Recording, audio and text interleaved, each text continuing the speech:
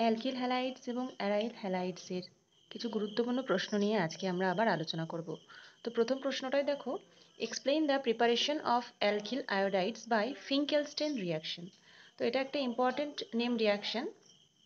ফিঙ্কেলস্টেন রিয়াকশনে কি হয়, অ্যালকিল হ্যালাইড নিতে হয়, আর অ্যালকিল ক্লোরাইড বা অ্যালকিল ব্রোমাইড এবং সোডিয়াম আয়োডাইডের সঙ্গে রিয়াকশন করে সহজেই অ্যালকিল আয়োডাইড পাওয়া যায়। তাহলে কি হবে, একটা অ্যালকিল হ্যালাইড এবং সোডিয়াম আয়োডাইড থেকে অ্যালকিল আয়োডাইড এবং তার সঙ্গে বাই প্রোডাক্ট হিসেবে সোডিয়াম হ্যালাইড তৈরি হয়ে যাবে।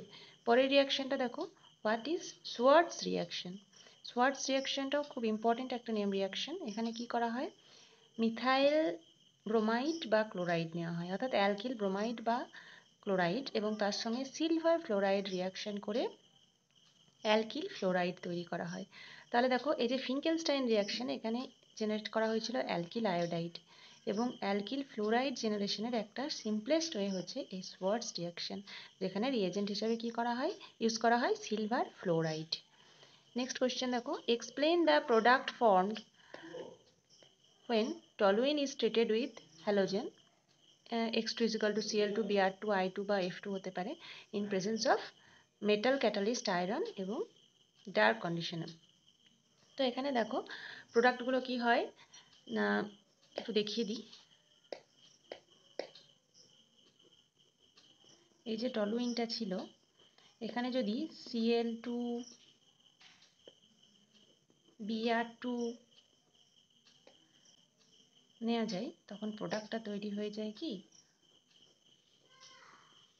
অর্থো হ্যালো টলুইন এবং একটা হয়ে যায় প্যারা পজিশনে হ্যালোজেন চলে আসে, একটা অর্থ এবং প্যারা প্রোডাক্ট হয়ে যায়।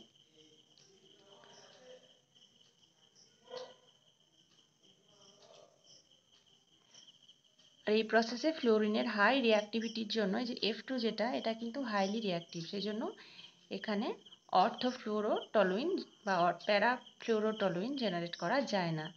এবং এই রিয়াকশনটা যদি আয়োডিন নিয়ে করা যায়, তখন দেখো যেহেতু আয়োডিনের সঙ্গে রিয়াকশনটা কি হয়ে যায়, একটা রিভার্সিবল রিয়াকশন হয়ে যায়। আয়োডিনেশনটা সবসময় একটা এক্ষেত্রে রিভার্সিবল রিয়াকশন। তো রিভার্সিবল রিয়াকশন হওয়ার জন্য এখানে একটা অর্থো আয়োডোটলুইন এবং একটা কি জেনারেট হয়, প্যারা আয়োডোটলুইন, তাই তো। তার সঙ্গে বাই প্রোডাক্ট হিসেবে একটা দেখো, এখানে যে হাইড্রোজেন ছিল সেই হাইড্রোজেনটা নিয়ে HI হতে পারে, বা এই প্যারা পজিশনের হাইড্রোজেনটাকে নিয়ে হাইড্রোজেন আয়োডাইড জেনারেট হয় এবং এটা আবার ব্যাকওয়ার্ড ডিরেকশনে আয়োডিন জেনারেট করে, যেহেতু রিভার্সিবল রিয়াকশন। তো কি করা হয়, এই HIটাকে কনজিউম করার জন্য একটা অক্সিডাইজিং এজেন্ট দিতে হয়, কি HiO4 হাইড্রো আয়োডিক অ্যাসিড, বা দেওয়া হয় HNO3। এই ধরনের অক্সিডাইজিং এজেন্টগুলোকে দিয়ে এই HIটাকে কনজিউম করে নেওয়া হয়, যাতে করে এই ব্যাকওয়ার্ড রিয়াকশনটা গিয়ে আবার যেটা আমাদের রিয়াকটেন্ট ছিল সেটাতে ফিরে চলে না আসে। নেক্সট কোয়েশ্চেন আছে, how will you prepare aniline থেকে আয়োডোবেনজিন এবং অ্যানিলিন থেকে ক্লোরো বা ব্রোমোবেনজিন। তো দেখো, প্রথমে একটা অ্যানিলিন কম্পাউন্ড নেওয়া হয়েছে NaNO2HCl 0 to 5 ডিগ্রি সেন্টিগ্রেড উষ্ণতায় কি হয়, একটা বেনজিন ডায়াজোনিয়াম ক্লোরাইড তৈরি হয়। সেখানে একটা কিউপ্রাস হ্যালাইড দেওয়া হলে হ্যালোবেনজিন তৈরি হয়ে যায় এবং তার সঙ্গে নাইট্রোজেন গ্যাস জেনারেট হয়।